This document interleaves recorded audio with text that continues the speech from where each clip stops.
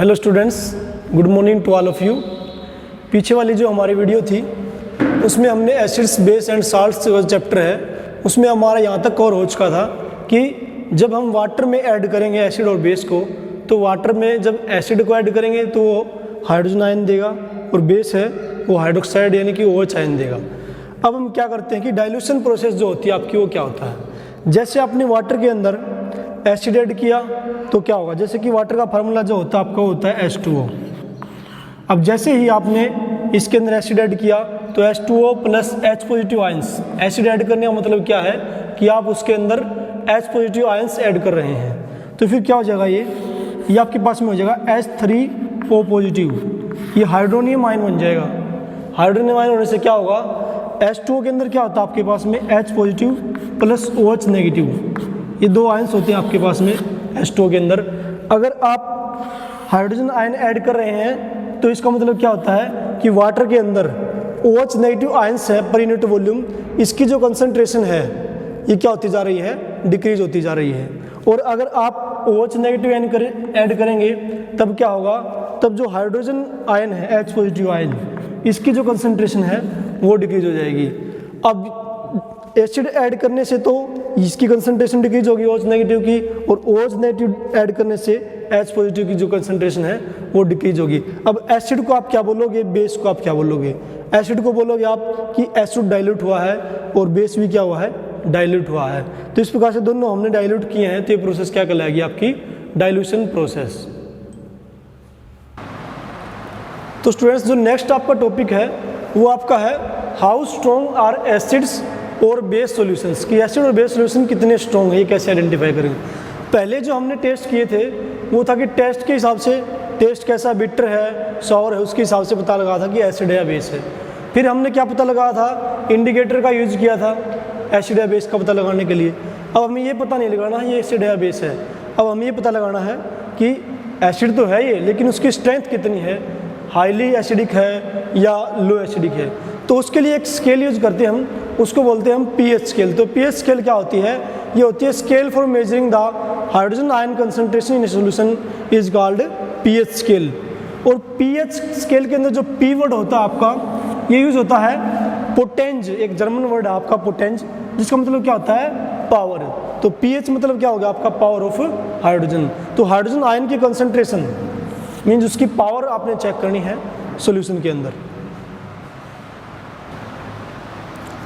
तो स्टूडेंट्स जो pH scale होता है आपका, उसके बारे में हम पीछे डिस्कस कर चुके हैं।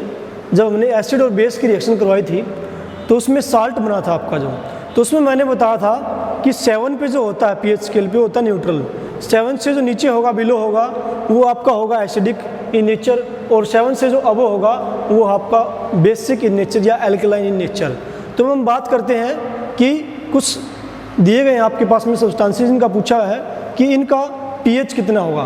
तो जैसे सलाइवा आपके पास में, सलाइवा का बिफोर मील और आफ्टर मील pH अलग अलग होता है। अब ये अलग अलग क्यों होता है, क्योंकि जिस टाइप का फूड आप लेते हैं, मोस्टली आप जो फूड लेते हैं वो एसिडिक इन नेचर होता है, तो उसी बेस पे, टाइप ऑफ फूड के बेस पे बिफोर मील जो pH होता है वो ज़्यादा होता है और आफ्टर मील क्या होता है, कम होता है। तो फूड जैसे आपने मैंने बताया अभी कि जो मोस्टली आप जो फूड लेते हैं वो एसिडिक इन नेचर होता है, तो फूड लेने के बाद में इसका pH वो कम हो जाएगा, और 7 से बिलो है, कम है, इसका मतलब क्या हो गया, वो एसिडिक हो गया है। तो इसलिए इसका मतलब क्या है कि आपके जो मोस्टली फूड हैं वो कैसे होते हैं, एसिडिक इन नेचर होते हैं। तो ये इसका pH अभी 4 मील 7.4 है, आफ्टर मील 5.8 है।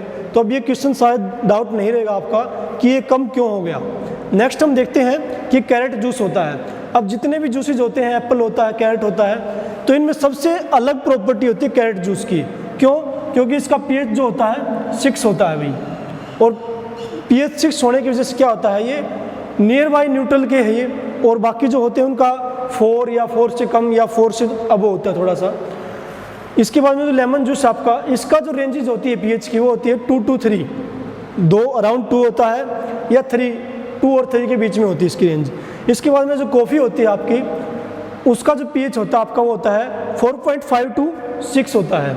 इसके अलावा टी आ गए, जैसे आपके, अब तुमने टीवी वगैरह में ऐड देखी होंगी आपने कि ग्रीन टी, लेमन टी, और सिंपल ये जो फेस्ट वाली है ये आप जो घरों में लेते हैं ब्लैक टी, तो जो सिंपल टी होती है उसका पीएच होता है आपका 4.9 टू 5.5 इस रेंज में होता है। जो ग्रीन टी होती है आपकी उसका होता है 7 टू 10 और जो लेमन टी होती है उसका जो पीएच वैल्यू होती है वो होती है 3।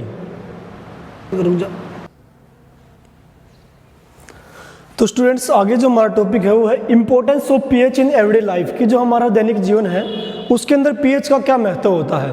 तो देखिए आप प्लांट्स के केसेस में एनिमल्स के केसेस में देखते हैं, तो प्लांट्स में हम लेते हैं कि कोई प्लांट है उसको पीएच कैसे इफेक्ट करता है या अफेक्ट करता है वो देखेंगे हम।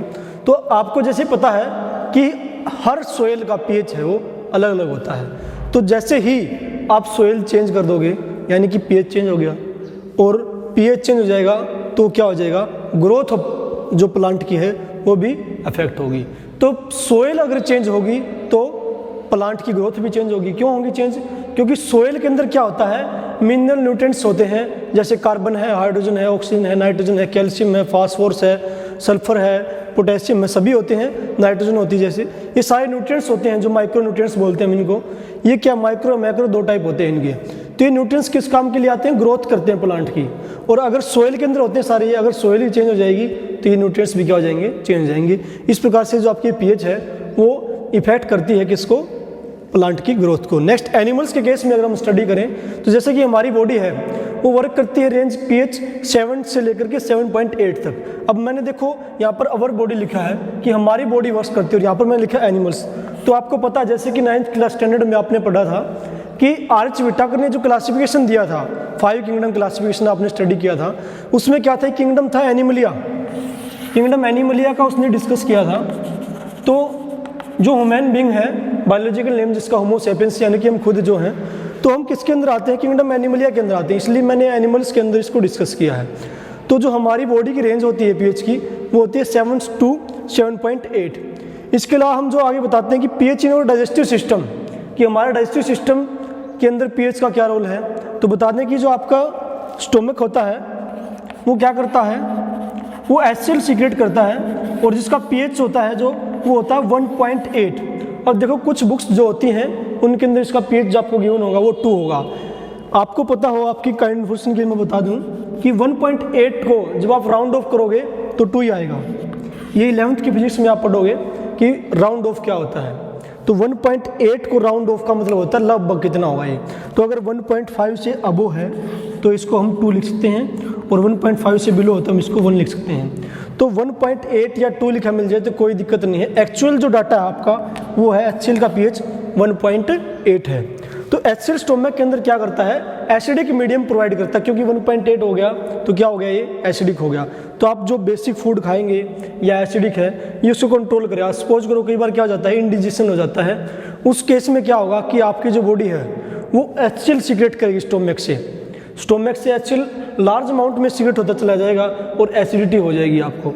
और उस केस में अगर आपको एसिडिटी हुई है तो जैसा कि हमने स्टार्टिंग में किया था इस चैप्टर में कि एसिड और बेस है वो एक दूसरे के इफेक्ट को न्यूट्रलाइज कर देते हैं। तो इसलिए हम ऐसी चीज़ लेंगे जो बेस हो।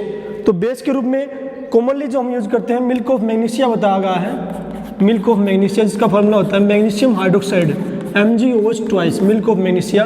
ये माइल्ड बेस है, यानी मिल्ड का मतलब होता है कम बेसिक है ये माइल्ड बेस जब हम लेंगे तो एंटी एसिड के रूप में काम करें। एंटी एसिड बोल दो, एंटी एसिड बोल दो, एंटी मतलब होता है अपोजिट में। नेक्स्ट जो आपका है वो है कि pH changes as the cause of tooth DK.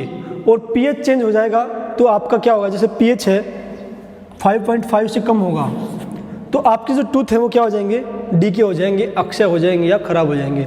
वैसे जो आपका टूथ होता है इसका जो वाइट पार्ट होता है वो मेडअप ऑफ इनेमल, और जो इनेमल होता है मैं आपको बता दूं हार्डेस्ट सब्सटेंस होता है, ये hardest substance in our body ये होता है इनेमल। ये मिलकर बना होता है कैल्शियम फास्फेट का। एक्चुअली में क्या ये कैल्शियम हाइड्रोपेप्टाइड है और ये एक्चुअली बनता किससे, ये होता है कैल्शियम फास्फेट से। तो ये क्या होगा, डीके हो जाएगा। वाटर से वैसे डीके नहीं होगा ये, इसको सिर्फ एक ही चीज़ डीके कर सकती है इनेमल को, वो होता है पीएच। पीएच अगर 5.5 से बिलो होगा तो। नेक्स्ट कि self defence by animals and plants, कि पीएच और सेल्फ डिफेंस का क्या होता है उसके अंदर। तो जैसे कि एनिमल्स के केस में हम स्टडी करते हैं हनी बी का जो स्टंग होता है, अगर आप कभी भी आपको लगा हो स्टंग हो तो क्या होगा, आपको पेन होगा काफ़ी। तो उसमें क्या होता है, स्टंग में मेथेनोइक एसिड होता है उसके अंदर। अगर एसिड है तो आप इससे बचने के लिए क्या यूज करोगे, बेस यूज करोगे। उसी प्रकार से नेटल एक प्लांट का केस है, ये भी क्या सीक्रेट करता है, ये मेथेनोइक एसिड सीक्रेट करता है ताकि जो एनिमल्स हैं वो इसको न खा पाए। ये किसका यूज करता है, ये भी एसिड सीक्रेट करता है, मेथेनोइक एसिड। और ये किसका काम करता है, ये भी स्टंग के रूप में होता है। और अगर ये नेटल अगर आपको कहीं छू जाए आपके बॉडी पार्ट को तो इसमें ऐसा रिएक्शन होगा जैसे कि बर्निंग पेन हो, ऐसा होता है नेटल के अंदर। तो ये हो गया आपका पीएच, हो गया पीएच इन एवरीडे लाइफ। अब हम आगे वाला जो है उसमें बताएंगे कि सम नेचुरल एसिडिक सब्सटेंसेज हैं, उनके बारे में हम डिस्कस करेंगे। तो स्टूडेंट्स, नेचुरली अकरिंग एसिड्स का जो हमारा टॉपिक है इसके बारे में डिस्कस करेंगे हम। तो नेचुरली अकरिंग एसिड कौन से होते हैं आपके पास में, जैसे विनेगर है आपका, इसमें कौन सा एसिड होता है, इसमें होता है एसिटिक एसिड होता है। ऑरेंज में कौन सा एसिड होता है, सिट्रिक एसिड होता है। टोमेटो में कौन सा होता है, ऑक्जेलिक एसिड होता है। टैमरिंड में कौन सा होता है आपका, टार्टरिक एसिड होता है। लेमन में कौन सा होता है, सिट्रिक एसिड होता है। कर्ड में लैक्टिक एसिड। और पीछे अभी अभी डिस्कस किया हमने कि हनी बी, क्या थी, आंट स्टिंग दे रखा है एनसीईआरटी बुक के अंदर आपका। आंट स्टिंग वो क्या है, हनी बी जैसे वो भी तो आंट है, आंट स्टिंग वो क्या होता है, मेथेनोइक एसिड। और नेटल स्टिंग क्या होता है, उसमें भी मेथेनोइक एसिड होगा। इसके अलावा जो आपका पीछे एक छोटा सा टॉपिक और है, उसमें क्या बताया गया है कि वीनस जो आपका प्लेनेट होता है उसका जो इन्वायरमेंट होता है वो सल्फ्यूरिक एसिड है, H2SO4। उसके पूरे इन्वायरमेंट के अंदर ये होता है सल्फ्यूरिक एसिड्स, H2SO4। और वो येलोइश कलर के अंदर हो जाता है, इसलिए उसको हम क्या बोलते हैं, येलो प्लेनेट। येलो प्लेनेट ही बोलते हैं उसको इसलिए, ठीक है। इसके अलावा इसमें बताया गया है कि क्या यहाँ पर लाइफ पॉसिबल है, तो यहाँ पर लाइफ पॉसिबल नहीं है। क्यों? क्योंकि जैसे कि अब देखो आप इंडिया के अंदर पोल्यूशन बढ़ रहा है, तो पोल्यूशन बढ़ रहा है तो एयर कंडीशन है वो लो होती जा रही है। पहली बात तो वहाँ पर एयर क्वालिटी एयर है ही नहीं, और है तो उसके अंदर पूरे के अंदर सल्फ्यूरिक एसिड है, तो वहाँ पर आप ब्रीथ नहीं कर पाएंगे, और ब्रीथ नहीं कर पाएंगे तो आप वहाँ पर लाइफ पॉसिबल नहीं है। तो ये आपका कंप्लीट हो चुका है, सिर्फ यहाँ तक नेचुरली अकरिंग एसिड्स तक। आगे वाले वीडियो में हम स्टार्ट करेंगे। तो स्टूडेंट्स, अगर आपको हमारी ये वीडियो अच्छी लगी तो कृपया लाइक कीजिए, इसको शेयर करें, और हमारा जो यूट्यूब चैनल है SGS मलिकपुर उसको सब्सक्राइब करें। Thank you.